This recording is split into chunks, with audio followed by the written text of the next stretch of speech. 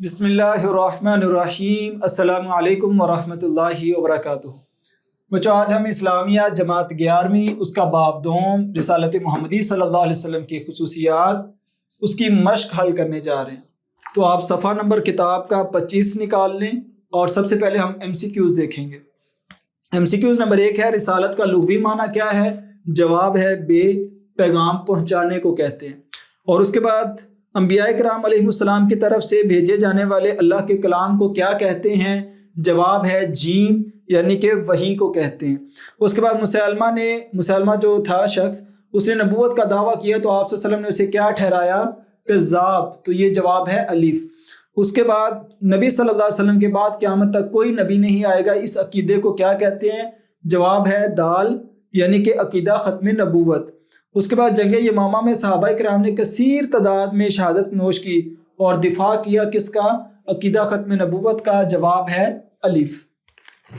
उसके बाद मुख्तसर सवालात हम देखते हैं। तो सबसे पहला सवाल है वही का माना मफहूम तहरीर करें। ठीक है, तो वही का माना मफहूम आप यहाँ पे देखें, किताब का सफ़ा नंबर है 20।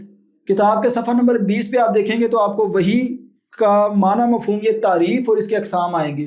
तो फर्स्ट जो है वो 1.5 लाइन जो है हेडिंग के बाद, ये है इसकी तारीफ़, यानी इसका माना मफहूम। उसके बाद नबी सल्लल्लाहु अलैहि वसल्लम की सीरत की हिफाजत के हवाले से मुख्तसरन तहरीर करें। तो यहाँ पर किताब का सफ़ा नंबर 22 और ये पॉइंट नंबर 5। ठीक है, तो महफूज सीरत ये पैराग्राफ है, आपने इसको आसान अल्फाज में लिखना है। तो ये आपको सफ़ा नंबर 22 पे मिलेगा और ये सफ़ा नंबर 20 पे। उसके बाद वही मतलू और गैर मतलूब में फ़र्क तहरीर करें। तो ये आपको सफ़ा नंबर 20 पे इसका जवाब मिलेगा। ठीक है, यहाँ पे दोनों फ़र्क लिखे हुए हैं तारीफ़ के साथ।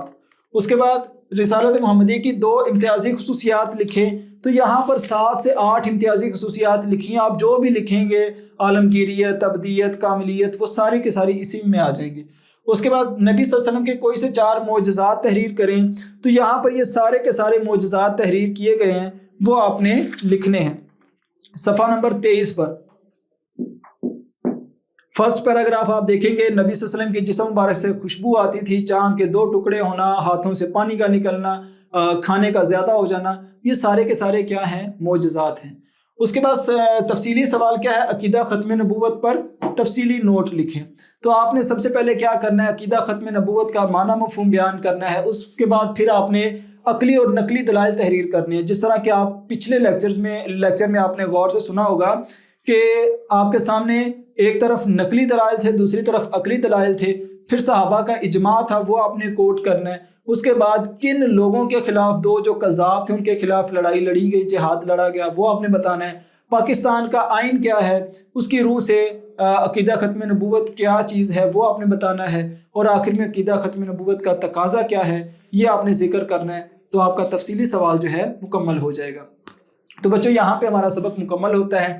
आपने मश्क ये वाला लेक्चर सुन लिया और पिछले लेक्चर्स भी सुने, ताकि आपको अच्छे से रिसालत मोहम्मदी सल्लल्लाहु अलैहि वसल्लम की खुसूसियात समझ आ जाएं। अपना ख्याल रखें। अल्लाह हाफिज़। अस्सलामु अलैकुम वरहमतुल्लाहि वबरकातुहू।